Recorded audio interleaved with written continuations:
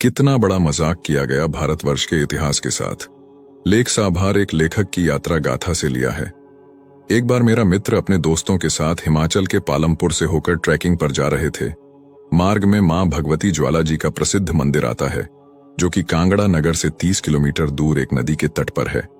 हमने सोचा कि मां भगवती के दर्शन करते हुए चलते हैं। मंदिर अति प्राचीन और 51 शक्तिपीठ में से एक है। मंदिर में कोई मूर्ति नहीं है। एक बड़े से हाल जैसे स्थान पर भूमि से अलग अलग स्थानों पर 9 स्थानों पर ज्वाला प्रकट हो रही है।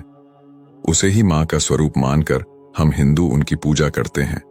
वैसे तो मंदिर से जुड़ी अनेक कहानियां हैं, किंतु मंदिर के सूचना पट पर एक लिखी हुई सूचना को पढ़ने के बाद मुझे बड़ा आश्चर्य हुआ।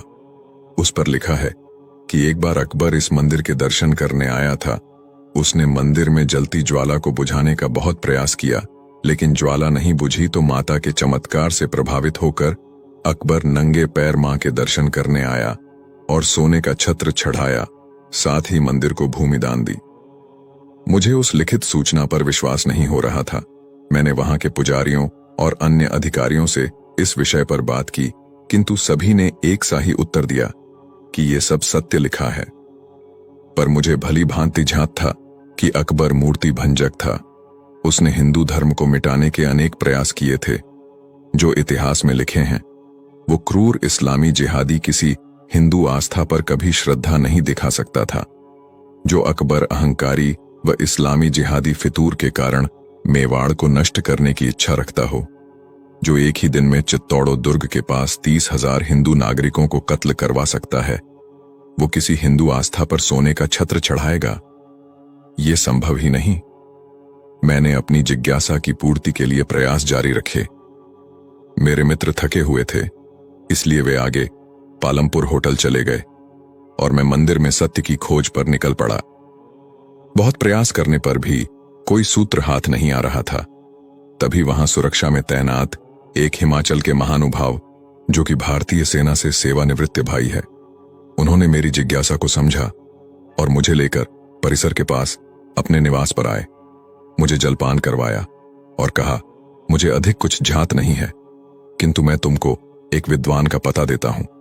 उनसे मिलो, अवश्य ही कुछ न कुछ सत्य पता चल जाएगा। उन्होंने मुझे एक पता दिया, जो पालमपुर के रामशरण भारद्वाज जी का था। मैं किसी तरह बारिश में रात के 8 बजे तक गांव पहुंचा। भारद्वाज जी ने मुझे देखकर पहले तो समझा कि कोई बालक सहायता के लिए आया होगा, किंतु मैंने जब उनसे ज्वाला देवी मंदिर पर लिखे सूचना पट्ट के विषय में जानकारी चाही, तो वे पहले तो कुछ असहज दिखे, किंतु मुझसे 2 प्रश्न करने के बाद मुझे उन्होंने गंभीरता से लिया और अंदर बुला लिया।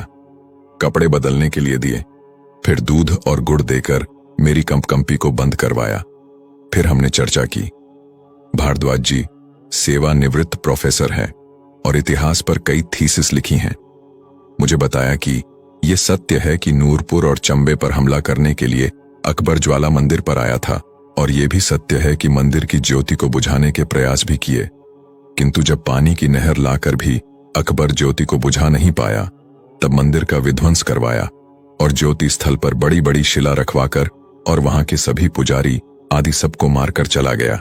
बाद में चंबा के राजा संसार चंद ने मंदिर का पुनर्निर्माण करवाया और महाराजा रणजीत सिंह ने मंदिर पर सोने का छत्र, और साथ ही महाराजा के पुत्र शेर सिंह ने मंदिर के मुख्य द्वार को चांदी के द्वारों से सजाया था।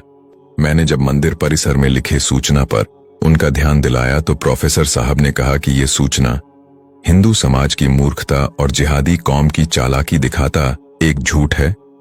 सरकारी आदेश से ये सूचना लिखवाई गई है, जिससे हिंदू मुस्लिम में भाईचारा बढ़े और अकबर को महान बनाया जा सके। हमारे देश के वामपंथी इतिहासकारों ने हमसे किस तरह एक एजेंडे के तहत झूठ बोला है, आप समझ गए होंगे।